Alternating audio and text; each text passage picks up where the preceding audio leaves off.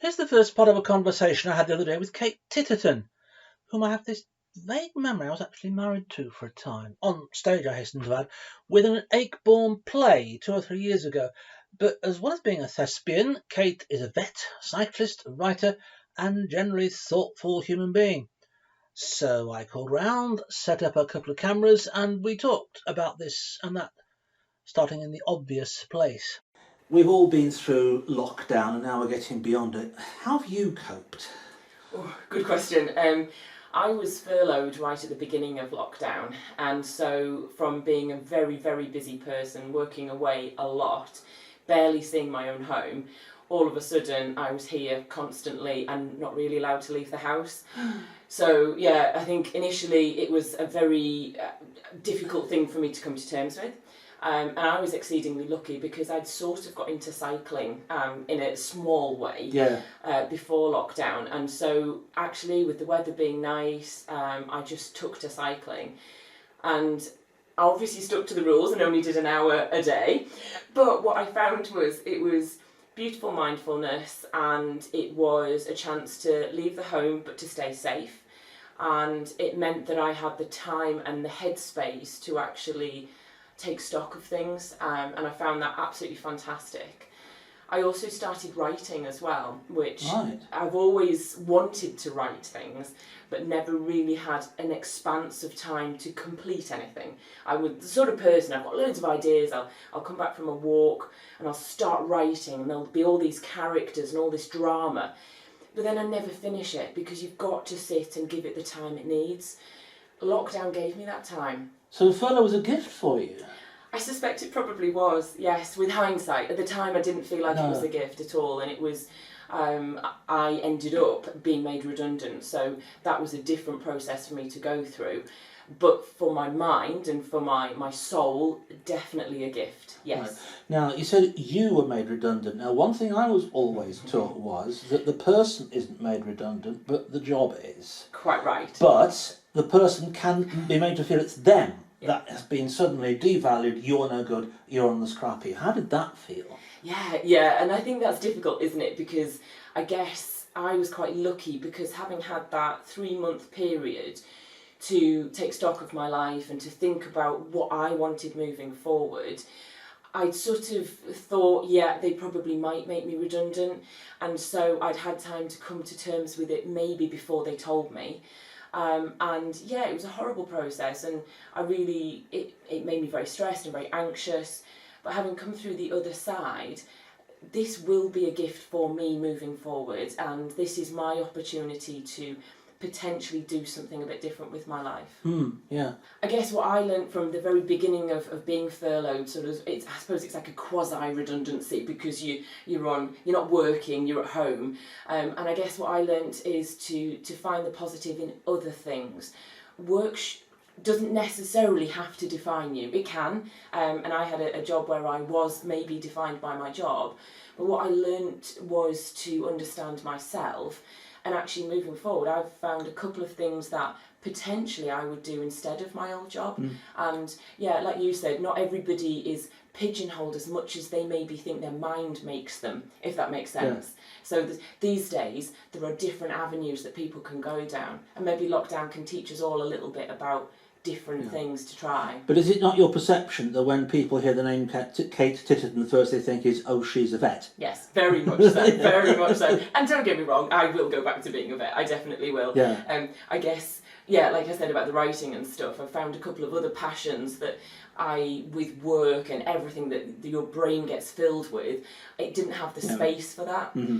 So actually, I've enjoyed a little bit of time to look into that. But I'll be back into being a vet soon, don't worry. And at least you're in a line of work that's not going to Absolutely, I'm contract. very lucky. Yes, I'm very lucky. Yes. Let's go back a bit, because you mentioned quite early on about keeping to the rules. What do you feel about the rules? Have they been made clear enough? Do people know what they're doing?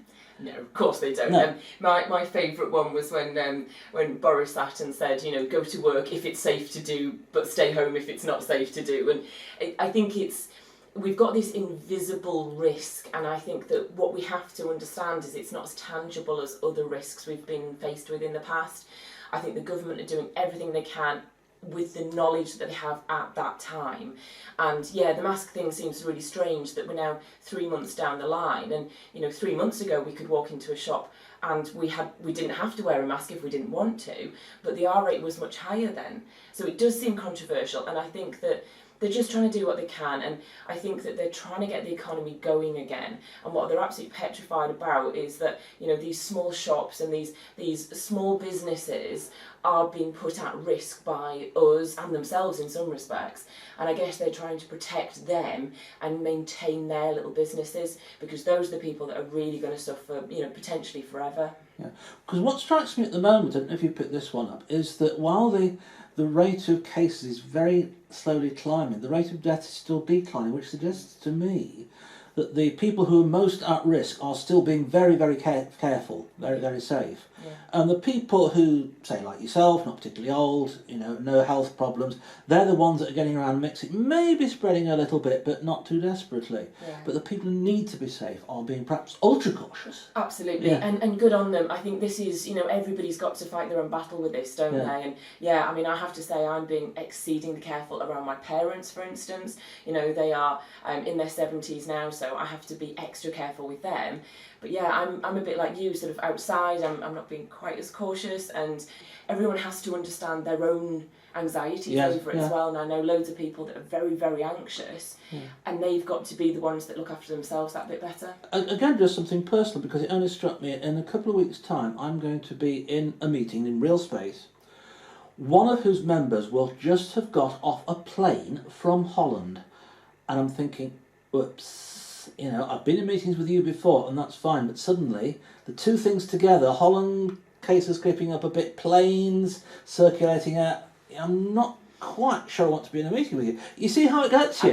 I do, absolutely. And I think you're right, but that's where we should be cautious, isn't it? Yeah. Because I socialise with maybe quite a small group of people, and I kind of know where they've all been, and most people are working from home and not really interacting. But yeah, if one of my friends came back from Holland, I think I'd be less keen to sit in a room with them sharing airspace. Yeah. And again, very, very local. The other day, I went up to Lord Stone's, and they're doing the track and trace thing. I thought, well, they're doing the tracking. What about the tracing? They said, well, we just wait for a phone call and hope. I'm thinking, so someone's been here and they've got the virus. Are they always going to remember everywhere they've been? It's quite right. It's a lot of hit and miss stuff, isn't it? It's quite hectic this time. Yes, absolutely. Now, anxiety leads me on to the question, which I know is close to your heart, about mental illness and mental stress and how you cope with it. We'll talk a little bit later about your own coping strategies, but what do you feel is likely to be the impact going forward of the pandemic on mental health? It's not going to be great, is it? And are we ready to cope with that? Hopefully we are, and I think obviously there's the clear negatives in terms of people having to go through probably the most difficult time of their existence. I guess one of the positives that we have to take from it is that some people will have had time to have a bit more understanding about their own mental well-being. And I think if we can understand ourselves, we can hopefully reach out and empathise with other people that are struggling as well. And I would hope that in this day and age, there is a little bit more empathy around for people that are struggling.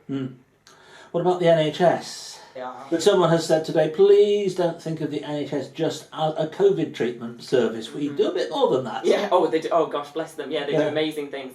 And I think they will be massively under pressure to look after people's mental well-being as well. And I guess that's where I would hope that we can raise awareness so that people can help themselves a little bit, but also your friends and your companions can actually help you as well if they see signs within you that actually think, oh, actually that's not normally you.